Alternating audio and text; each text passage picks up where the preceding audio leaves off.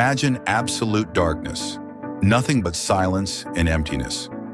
Then in a powerful moment, God speaks. Let there be light. Light bursts forth, piercing the darkness. God separates light from dark, calling the light day and the dark night. And just like that, the first day of creation comes to life. On the second day, God creates a vast expanse, the sky, separating the waters above from the waters below. The sky stretches over the earth, bringing order to the heavens. Next, God commands the waters to gather, revealing dry land beneath. God calls this land earth, and the gathered waters seas. Then the land begins to bloom. Grass, trees, and plants of every kind cover the ground. On day 4, God lights up the heavens by creating the sun to rule the day and the moon to shine at night. Stars fill the sky, marking seasons and years. The cosmos is set in motion. God speaks life into the oceans and skies. Fish swim through the seas and birds take flight in the air. The earth begins to pulse with movement and sound. Land animals appear, everything from livestock to wild creatures. But God isn't done. In his most personal act of creation yet, he forms humanity. Let us make mankind in our image.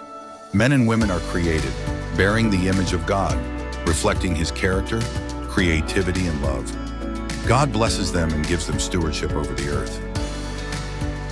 By the 7th day, God finishes his work and rests, not because he's tired, but to establish the Sabbath as a holy day of reflection and restoration. God plants a lush garden in Eden, filled with vibrant trees and flowing rivers. At the center stand 2 significant trees, the tree of life, a symbol of eternal life, the tree of the knowledge of good and evil, a tree with boundaries reminding humanity of the importance of trust and obedience. God forms Adam from the dust and breathes life into him. Adam is not just created, he's crafted, personally and intentionally. God places Adam in Eden, giving him the responsibility to care for the garden. Seeing that Adam is alone, God declares, "It is not good for man to be alone." So he causes Adam to fall into a deep sleep, takes one of his ribs, and forms Eve. Adam recognizes her as part of himself, equal, loved, and designed for companionship. Together, Adam and Eve live in harmony with God and creation, walking freely in the beauty of Eden. Picture this, the Garden of Eden, a paradise crafted by God himself. Adam and Eve had it all, but there was just one rule. Don't eat from the tree of the knowledge of good and evil. Then enters the serpent, sly, crafty, and up to no good. He approaches Eve and whispers, "Did God really say you can't eat from that tree?" Eve hesitates but takes the bait. She eats the fruit and hands some to Adam, who eats too. Suddenly, boom! Their eyes are opened and they realize they're naked. Awkward. Feeling ashamed, they scramble to cover up with fig leaves and hide when they hear God walking in the garden. God calls out, "Where are you?"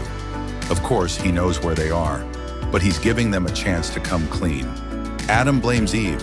Eve blames the serpent. And the consequences? The serpent is cursed to crawl on its belly forever. Eve is told childbirth will now be painful.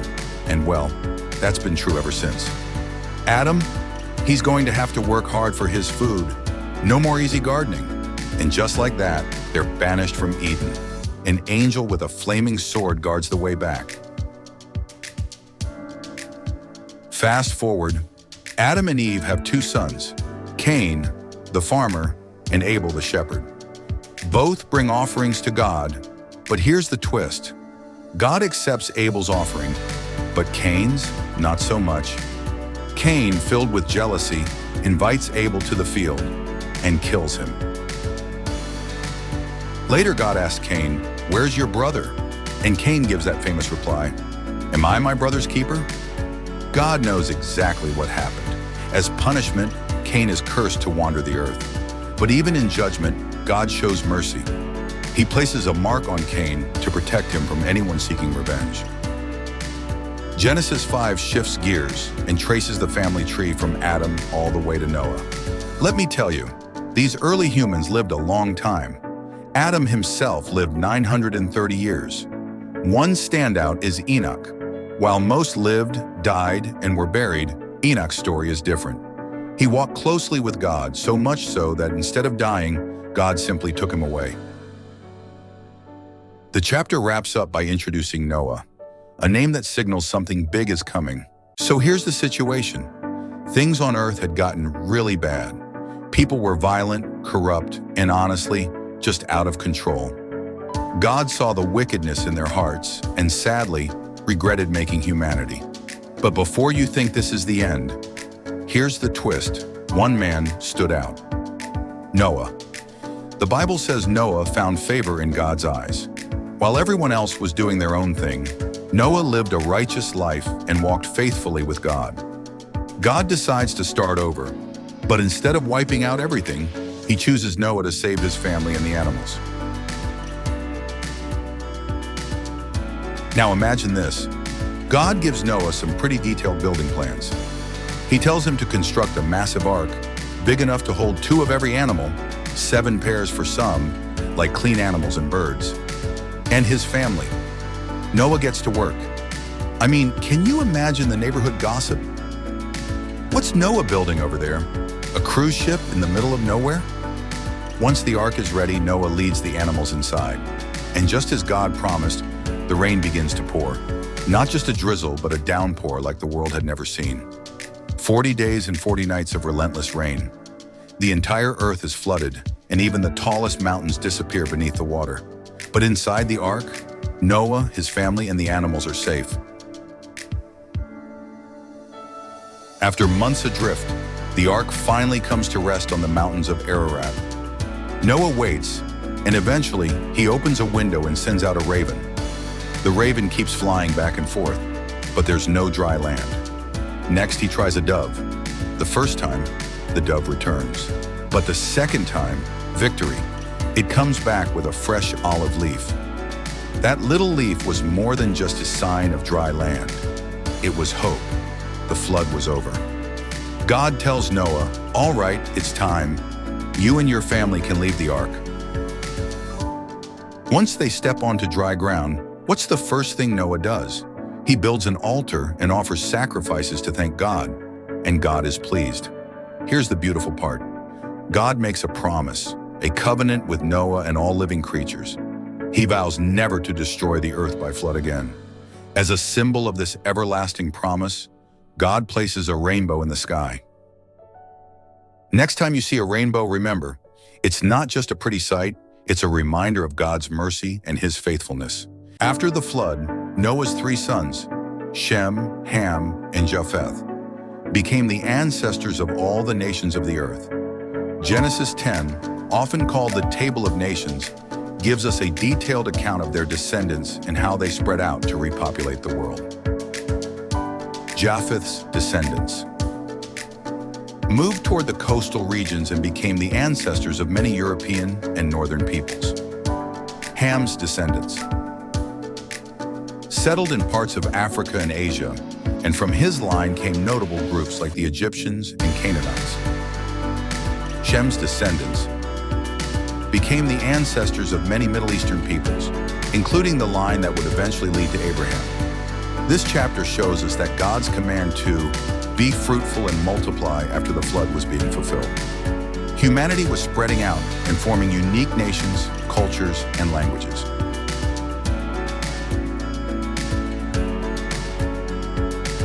Now here's where things get really interesting. At this point, the whole world still spoke one language.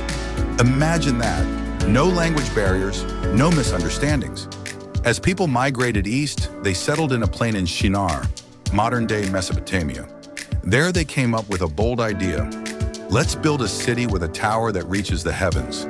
That way, we'll make a name for ourselves and stay united. The tower wasn't just an architectural project. It was a symbol of human pride and defiance. Instead of spreading out as God had commanded, they wanted to stay together and rely on their own strength. God saw what they were doing and understood the danger of their pride and unity. He said, If as one people speaking the same language they have begun this, nothing they plan will be impossible for them. So God stepped in. He confused their language, causing instant chaos. Imagine trying to ask for a brick, but the person next to you suddenly doesn't understand a word you're saying. With no way to communicate, construction on the tower came to a halt. The people scattered across the earth, just as God originally intended. The city became known as Babel, which means confusion, because it was there that God confused the language of the whole world. The Table of Nations in Genesis 10 reminds us that all humanity shares a common ancestry, tracing back to Noah and his family. The Tower of Babel teaches us that human pride and ambition can lead us away from God's will, but God's plans always prevail. Our story begins with God calling Abram, later renamed Abraham, to leave everything behind, his home, his country, and his extended family, and follow him to a land that God would show him. God made an amazing promise to Abram. I will make you into a great nation. I will bless you, and all peoples on earth will be blessed through you. Without hesitation, Abram obeys, taking his wife Sarai and his nephew Lot with him. This step of faith sets the stage for God's plan to unfold.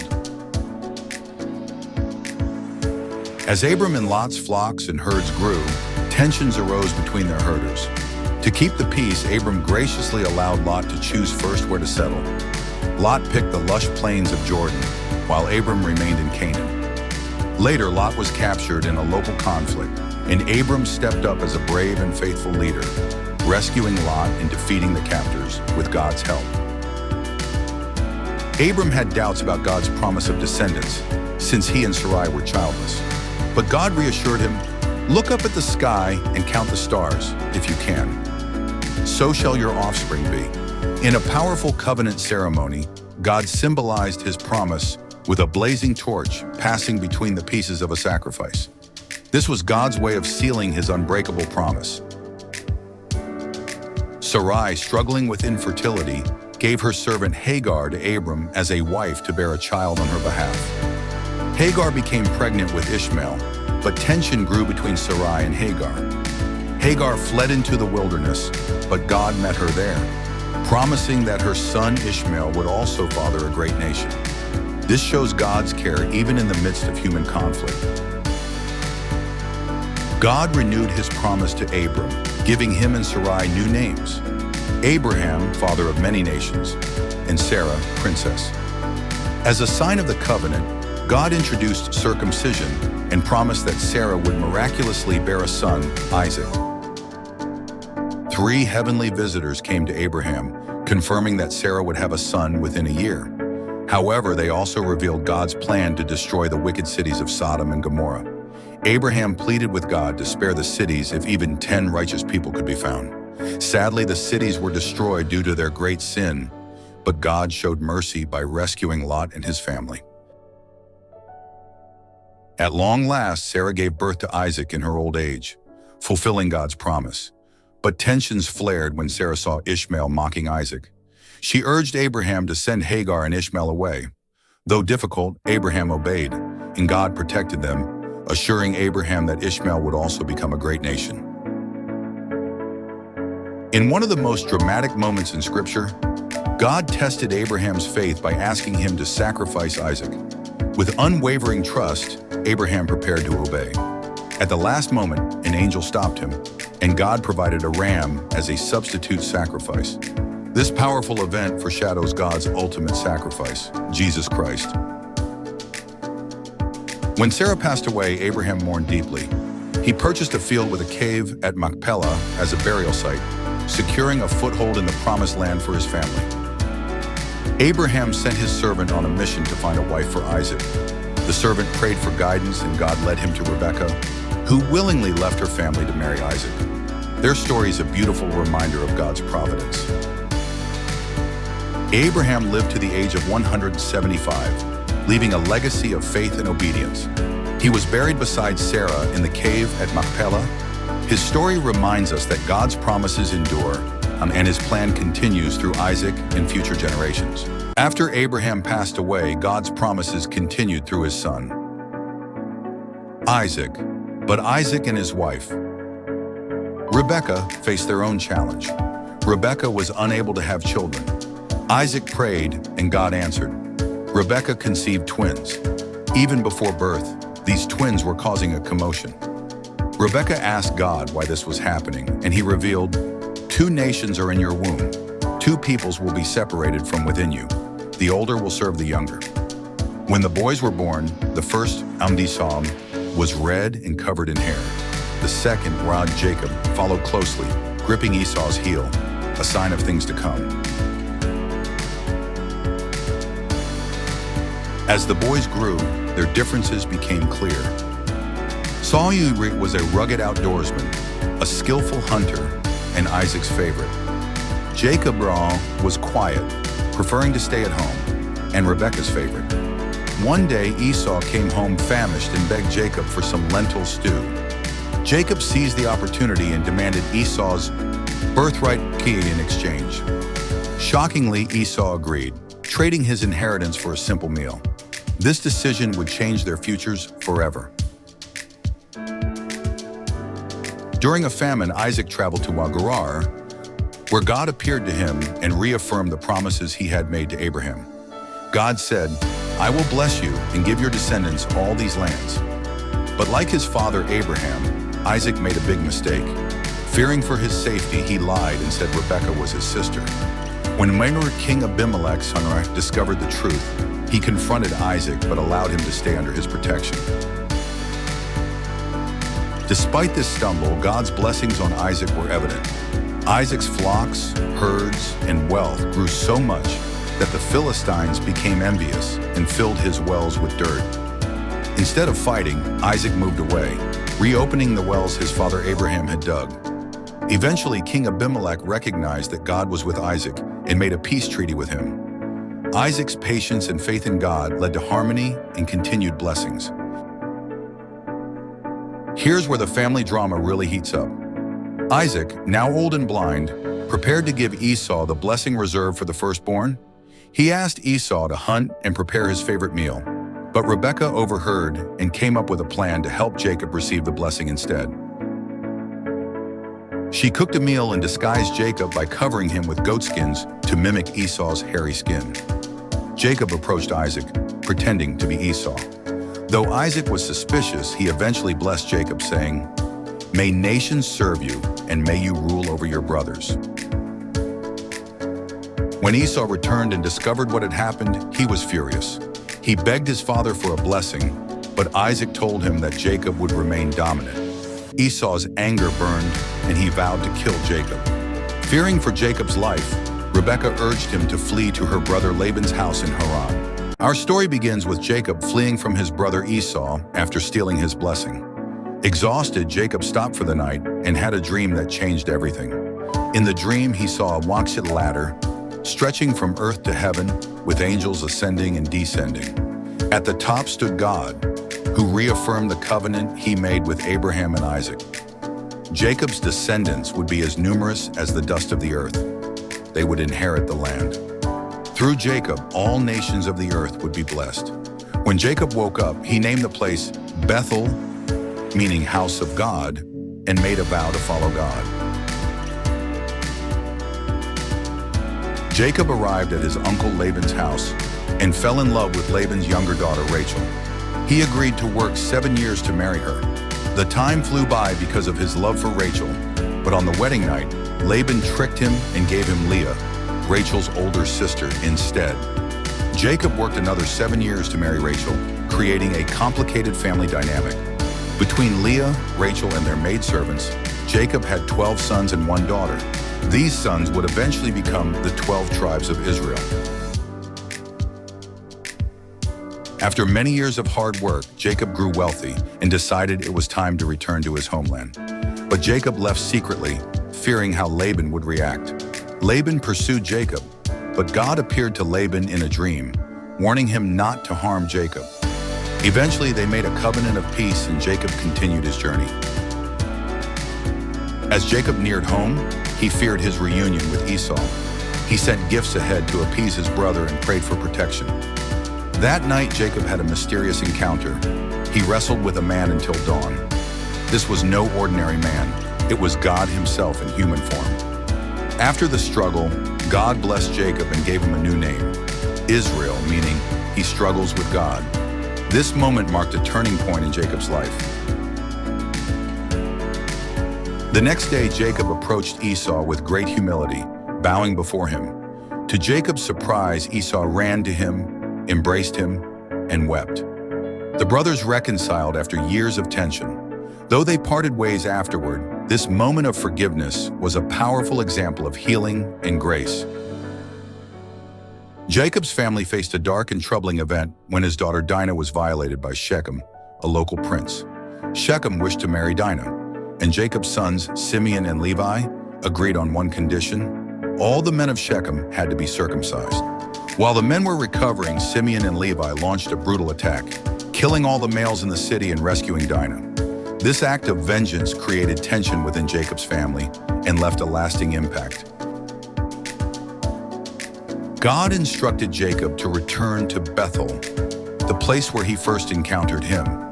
There, Jacob built an altar, and God reaffirmed his covenant with him, promising that kings and nations would come from his descendants. This chapter also marks significant family moments.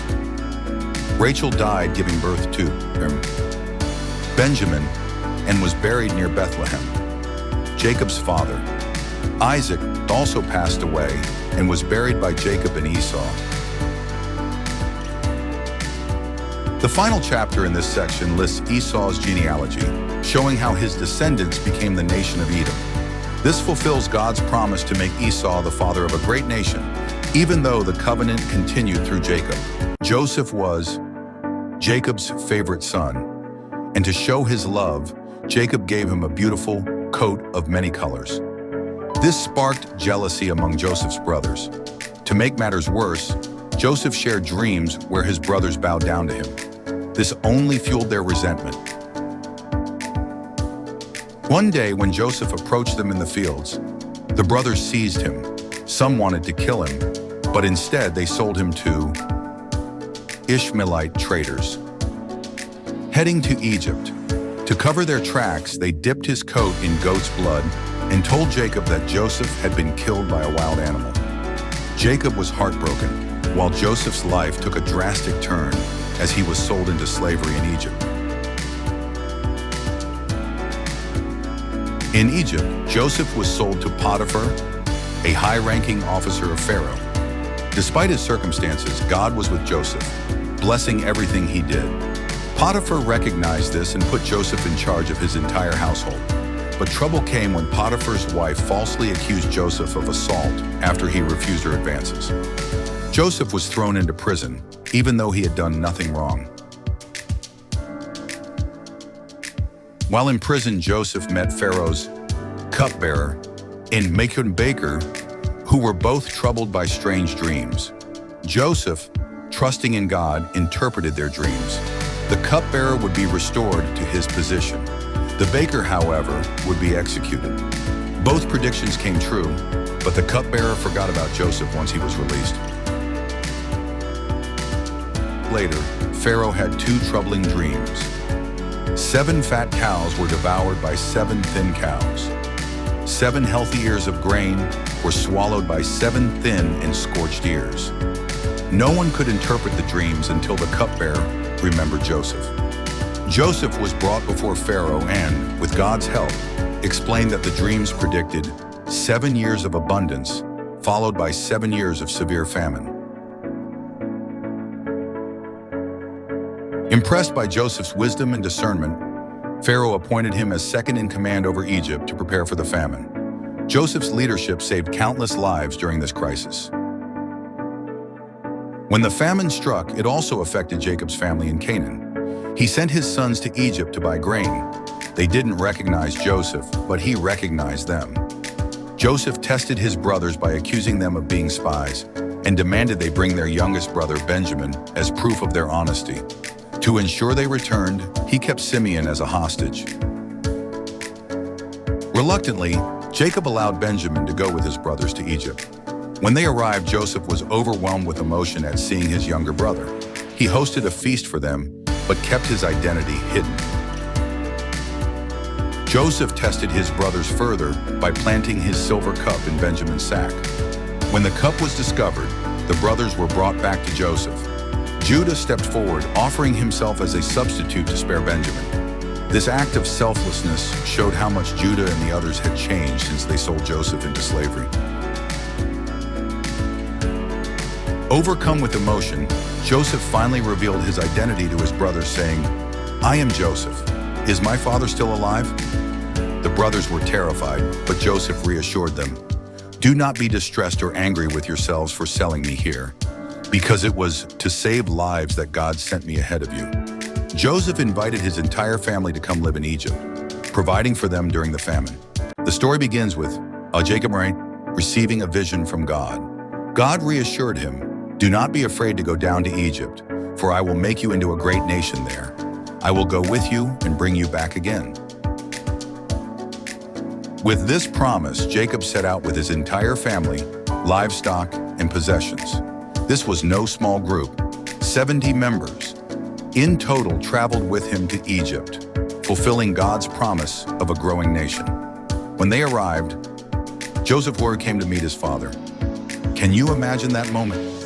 After years of believing Joseph was dead, Jacob embraced his son with tears of joy.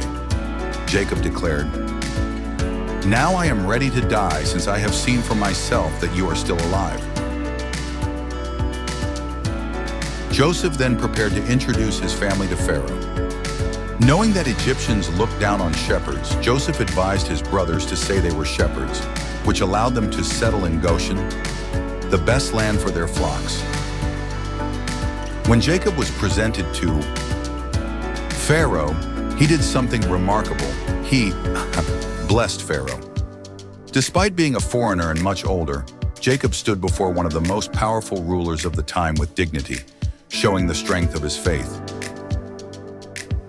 The famine was severe, but Joseph's strategic leadership ensured Egypt's survival. He had stored grain during the years of abundance, and now people came to him for food. Joseph introduced a system where people traded their money, livestock, land, and even themselves as servants to Pharaoh in exchange for grain. He also provided seed for planting, establishing a tax system where almost 1/5 of the produce belonged to Pharaoh. This system centralized Egypt's economy under Pharaoh's control while providing for the people's survival. Meanwhile, Jacob's family thrived in Goshen. They multiplied greatly, fulfilling God's promise to grow them into a great nation. Jacob lived in Egypt for 17 years, witnessing the growth of his descendants. As his life neared its end, Jacob called Joseph and made him swear to bury him with his ancestors in Canaan. This request was a powerful testament to Jacob's faith in God's promises, showing his deep connection to the land God had promised to Abraham, Isaac, and himself. As Jacob's life drew to a close, Joseph brought his 2 sons, Ephraim and Manasseh, to receive their grandfather's blessing. Joseph positioned Manasseh, the elder, under Jacob's right hand for the primary blessing, but Jacob crossed his arms, placing his right hand on Ephraim, the younger. Joseph tried to correct him, but Jacob insisted, saying, "I know, my son, I know. Manasseh will also become great, but his younger brother will be greater." This moment showed that God's blessings often defy human expectations.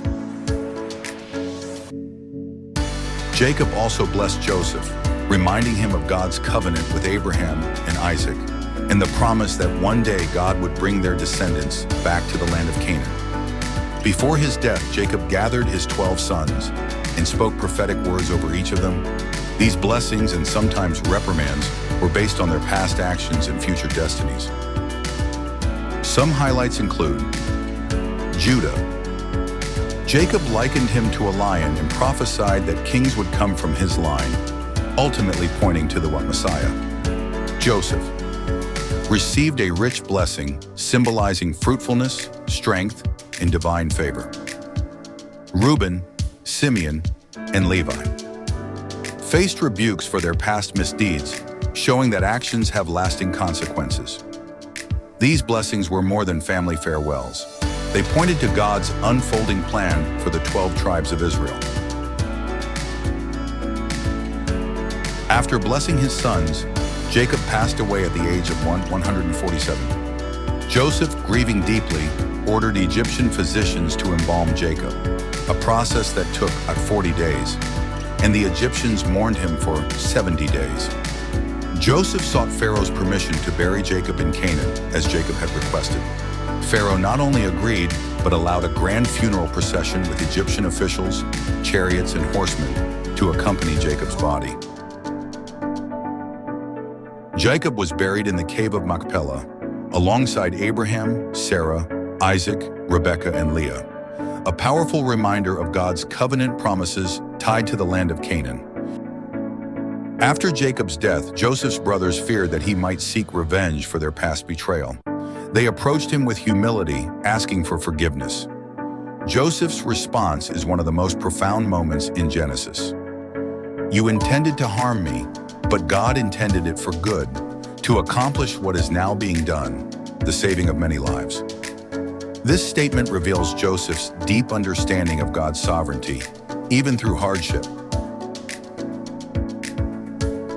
Joseph lived to be 110 years old, seeing his great-grandchildren and continuing to honor God. Before his death, Joseph made his brothers swear to carry his bones back to Canaan when God fulfilled his promise to bring them out of Egypt. This act of faith pointed forward to the Exodus and the fulfillment of God's covenant with Abraham, Isaac, and Jacob.